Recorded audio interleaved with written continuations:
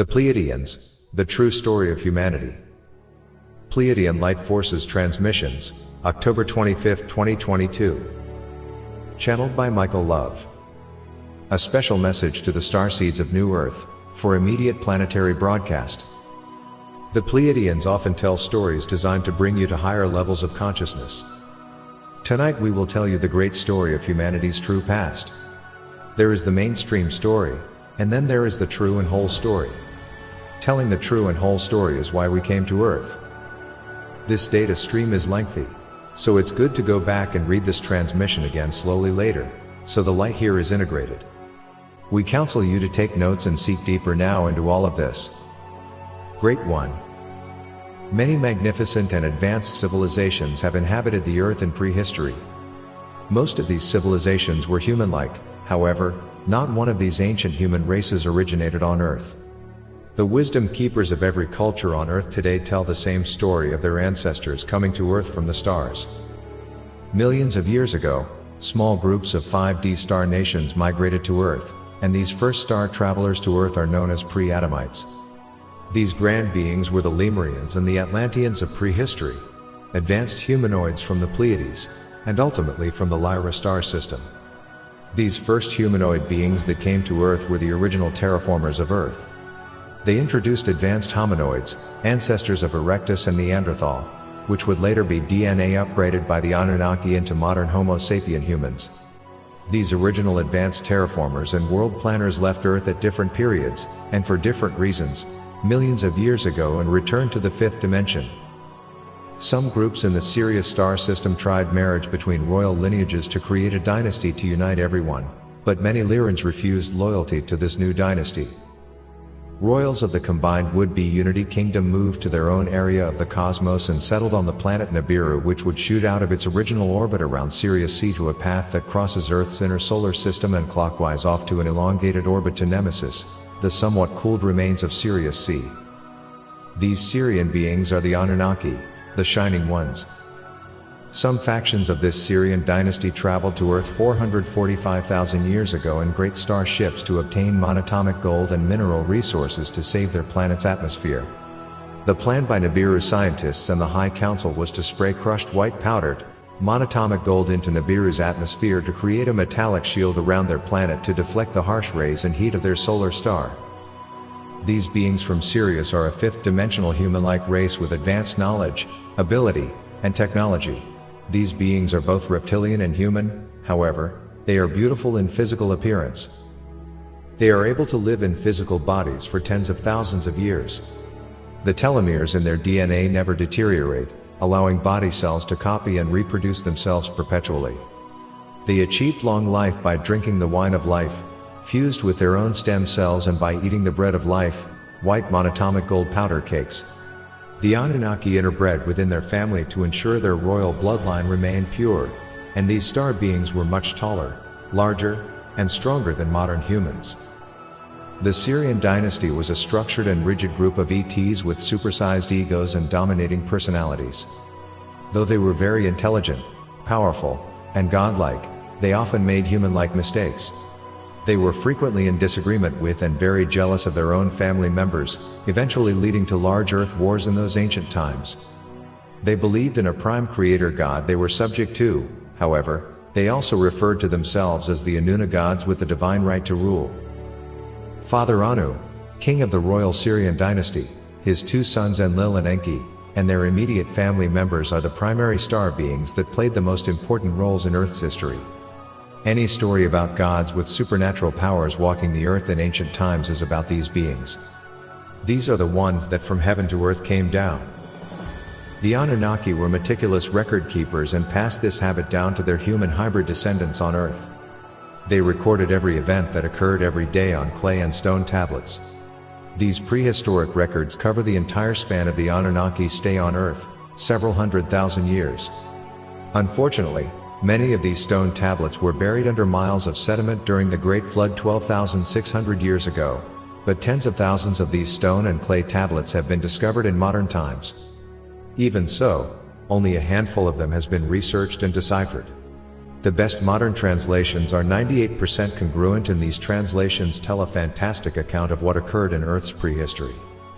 This story inscribed in stone aligns with ancient historical religious writings. However, the cuneiform stone tablets fill in every missing detail, answer every confusing ancient mystery, and tell quite a different story than most have heard. Several cuneiform tablets describe the first spaceship journey from Nibiru, past the inner planets, through the asteroid belt, towards Earth, and details the first Syrian dynasty landing on Earth.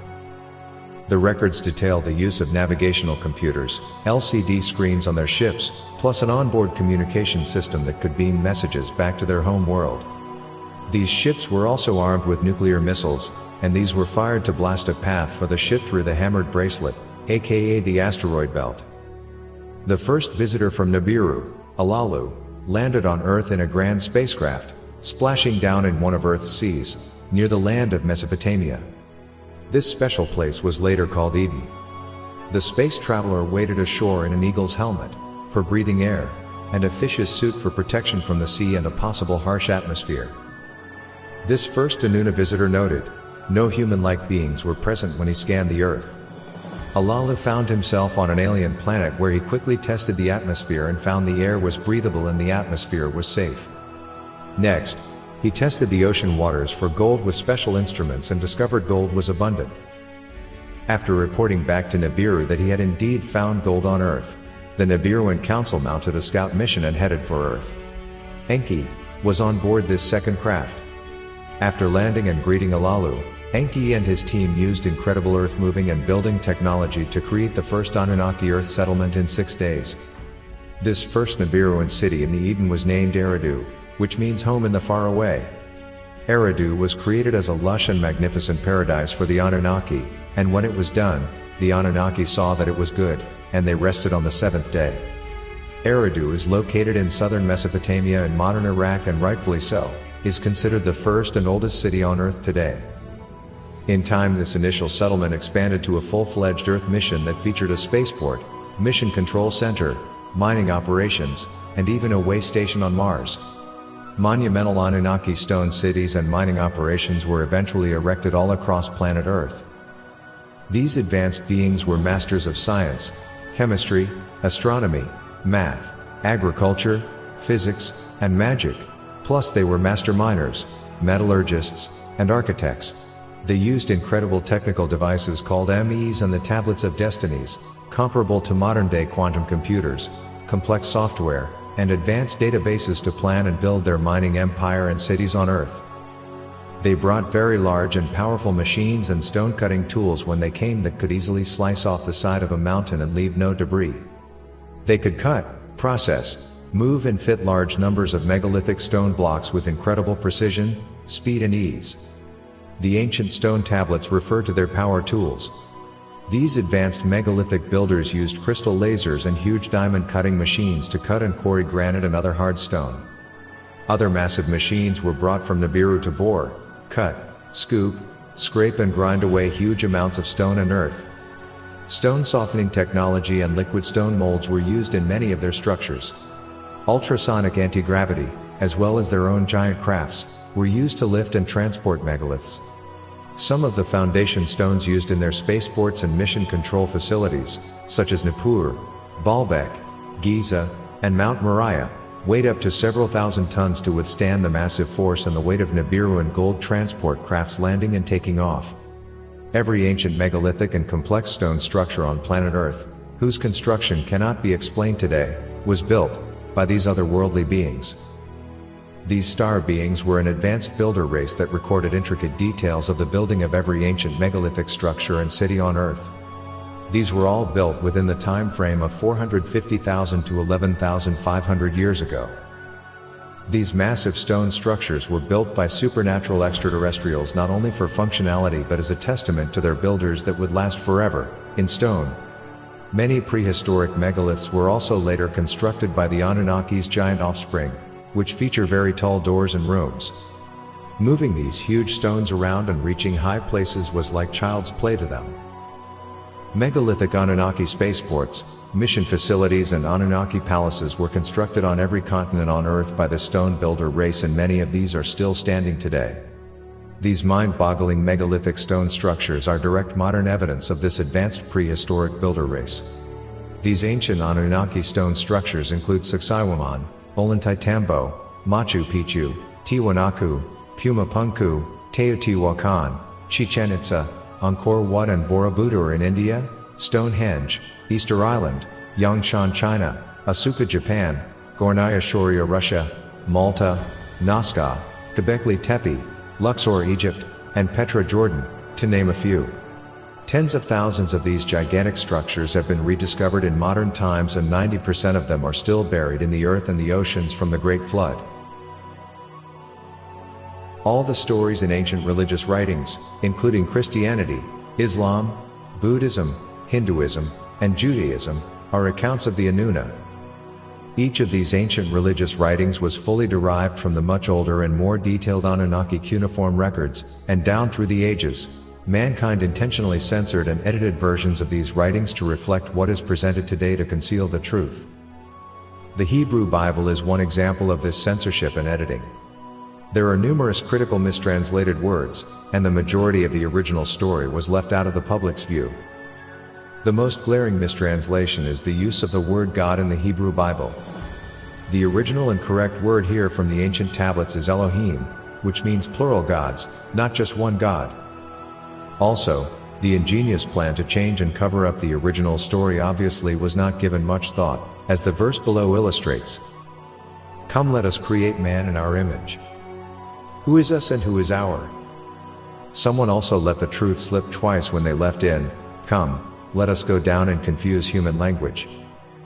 The original stone records that contain the story of Genesis tell the exact story, except there are no mistranslations, and all the details are filled in.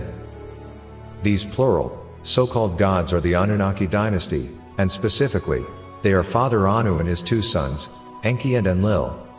At different points in the Bible, the word God refers to one or more of these beings and, in some cases, their immediate children, siblings, or spouses. Anyone who reads the translations of the ancient Sumerian tablets will conclude that Brother Enlil did not care the least for mankind. He was a dominant controller that committed crimes against humanity like his father, Anu.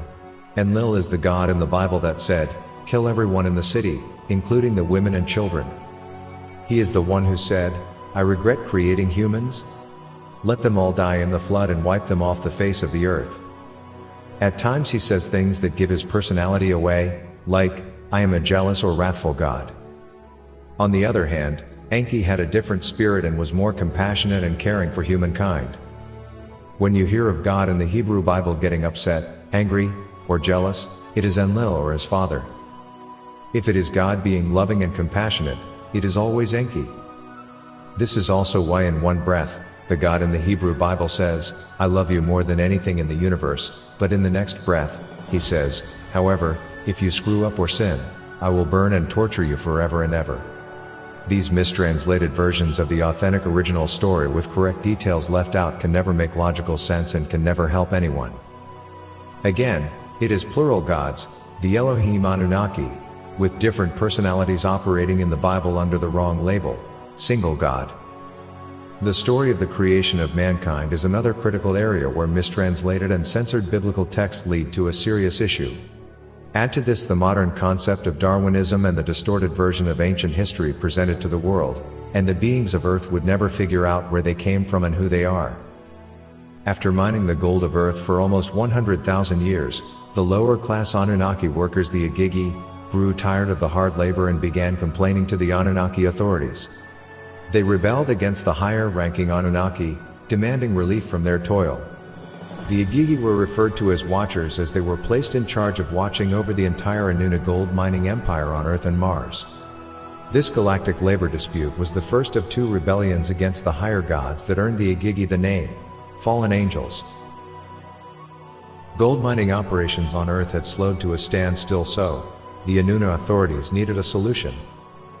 The Nibiru and High Council discussed the matter and agreed to allow the creation of a new primitive worker being on Earth to perform the hard task of digging gold. The High Council assigned the job of creating this new worker to Enki, his consort Ninmah and his son Ningazida, all master geneticists. These DNA scientists went to work in their laboratories and medical facilities in South Africa. Enki describes his lab as having conditioned air and wrote, "It was a perfectly white and sterile building."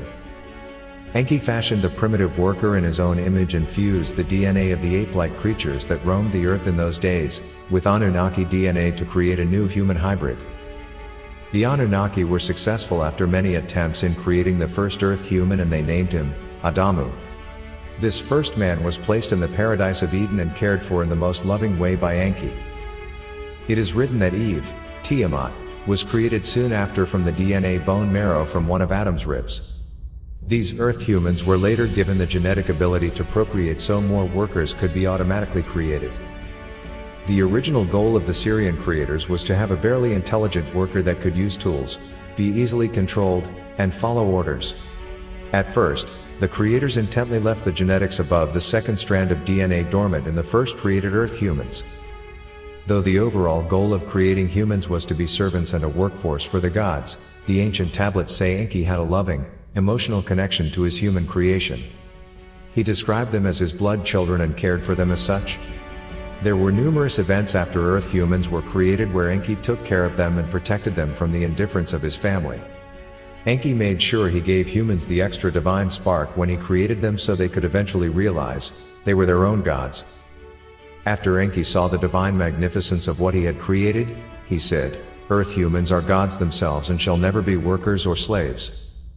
Later on, in this human creation story, Enki went behind his brothers and family's backs and gave humans the genetic fruit of the Anunnaki tree of knowledge and the divine spark of higher consciousness in the paradise of Eden. When the Anuna started this whole process of creating humans, they did not know the implications of what would unfold from it all. The truth is, they created something much greater than they were that contained the pure divine spark. Now, Enki had upgraded humanity to superintelligence, even higher than the Anuna. When angry brother Enlil became aware of this, he said, "See, the man has become like one of us, knowing good and evil, and now, he might reach out his hand and also take from the tree of life, and eat, and live forever." Enlil banished the first two humans from the Anunnaki paradise Eden, and overall the genes of human immortality were left in dormant mode. Even so, once again, Enki went all out and infused one of his human creations with the genetic fruit of the tree of long life, and these long life genetics were passed down to certain human children. This rejection of what Enki had done by the other Anunnaki, coupled with the interbreeding of Igigi males, the sons of God, with earth women, spawning hellacious giant children, was the beginning of the end for early earth humans. The Igigi, lower-ranking Syrian dynasty workers, aka the Watchers, that were stationed on Mars had entered a forbidden area of space during a gold mining transport mission. When they emerged, they were said to have been infected by the spirit of the Archons. After this, they began to lust strongly for Earth's human females. Together 200 Igigi swore an oath and made a secret plan to come to Earth and abduct human females as wives. The Igigi descended to Earth and landed at an Anunnaki facility on Mount Hermon at the southern edge of the Cedar Mountain Range to attend the wedding of Enki's son Marduk. On the mountain was a huge platform known as the landing place called Baalbek, meaning a place for the access of gods only. After Marduk's wedding ceremony, the 200 Igigi abducted human women and demanded the wives have offspring with them. They taught Earth females all manner of charms and magic, and the wives of the Igigi bore angelic/human hybrid giants as children that wreak havoc on a planetary level. The Igigi were also genetic masters, and they began to genetically combine animals with humans, defiling all flesh on the Earth. These Watchers' giant wicked children continued until the entire Earth became completely defiled, so the Anunnaki High Council decided to take drastic measures. The 200 rebellious fallen Igigi angels were brought to justice. Brother Enlil banished them to the lower parts of the Earth, as punishment for 70 generations. Soon after, around 12,500 years ago, Nibiru was moving through Earth's solar system on its 3,600-year orbit. The chief scientists of the Syrian dynasty in that Shar proclaimed a dire space weather forecast for planet Earth, as the massive planet Nibiru was coming in very close for a near-Earth flyby. After much discussion by the councils on how to remove the wicked hybrid giant children from Earth, and after Enlil presented his case against Enki's Earth humans, it was indeed decreed by the Father God Anu to keep the news of the coming Earth calamity from all beings on earth and to allow them to all be wiped out by the waters of the Great Flood. After the destiny of humanity had been decreed, Enki went out of his way to try to save humanity from what was coming. He managed to secretly save a few of his beloved human creations, Utnapishtim, who was Noah and his family. Enki also gathered samples of all DNA on Earth and gave them to Noah to ride out the flood in a magnificent ark, so he could repopulate and replenish the Earth after the Great Flood. The great winged red destroyer, Nibiru, then came close to Earth, and its magnetic net force was so strong that it completely overtook the Earth. As the gods watched from their ships above the Earth, the massive ice plates from the north and the south rushed into the oceans, and the mighty oceans rose 6 miles into the skies. The Ice Age was ended abruptly by the Great Deluge, and all of humanity and all that existed on the surface had been wiped off the face of the planet. During the first Shar after the Great Deluge, the waters had receded, and dry land appeared. The Syrian dynasty landed back on the surface of Earth and began at once to rebuild their cities and global gold mining empire. Enki's son Ningishzida, Thoth, was tasked with building a new spaceport in the land of Kem called Ekur, the Great Mountain, aka the Great Pyramid of Egypt.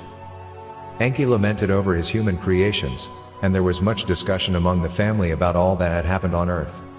After much contemplation, Enlil agrees that human beings should be made again, primarily because the Anunnaki still needed workers.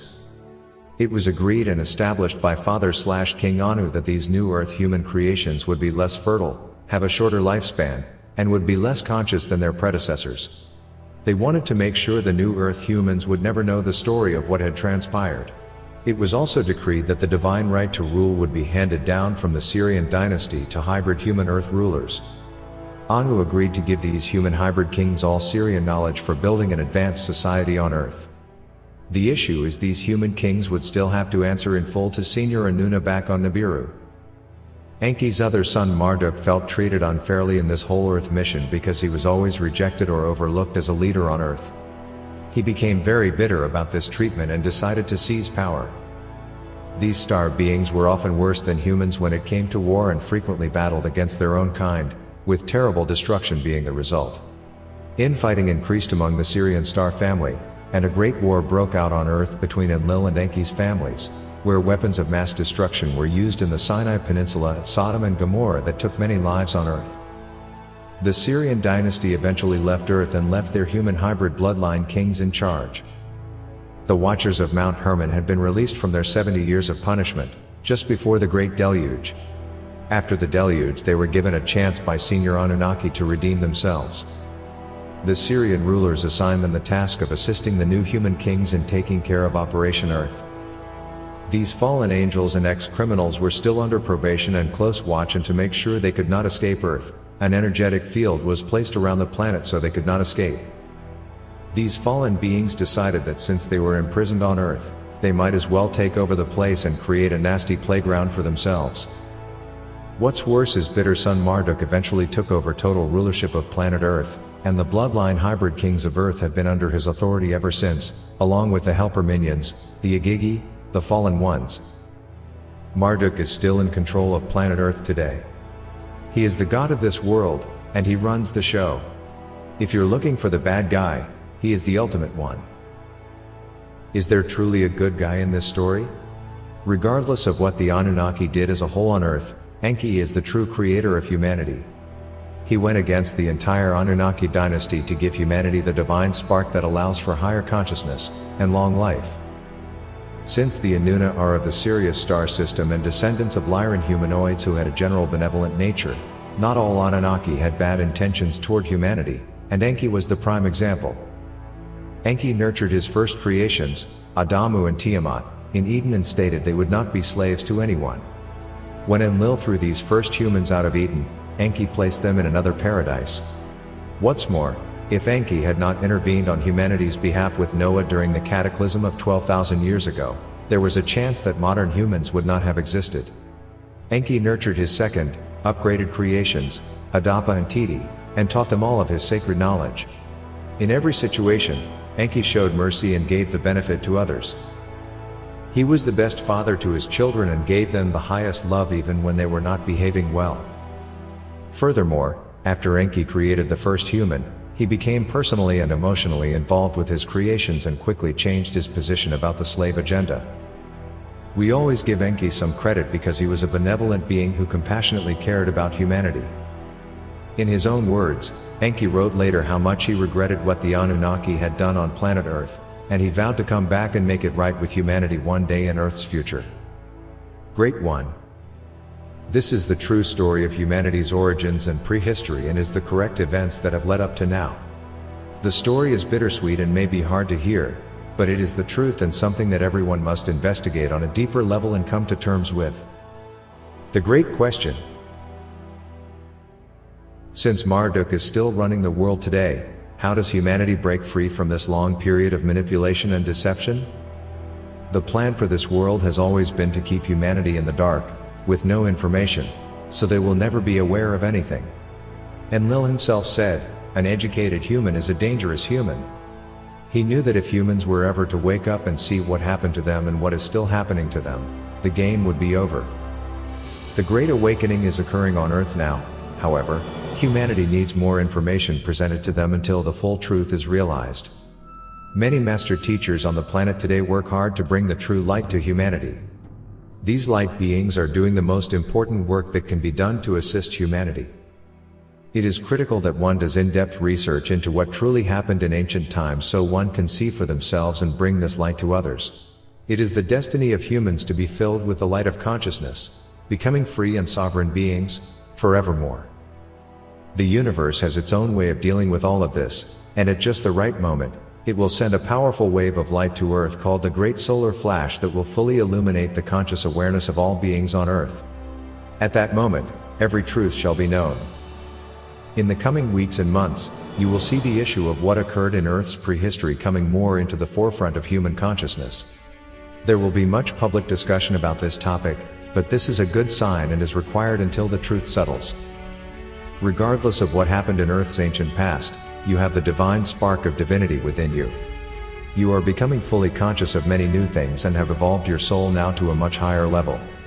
You are now finishing your job of becoming all you are, and when you are done, you will be gloriously triumphant. The light is truth, and this truth is all freedom. Feel free to share your thoughts about what we have said. Share any experience you may have had, and let us know how you are doing on your great spiritual journey. Godspeed. Michael and the Pleiadians. Special credit and acknowledgement to the Earth Alliance, the Atla Ra, the Great White Brotherhood. 5D Earth Project Ascension blog. www.5dearthproject.com. A recommended source for high-vibrational monatomic Andara crystals. www.andaraenterprise.com.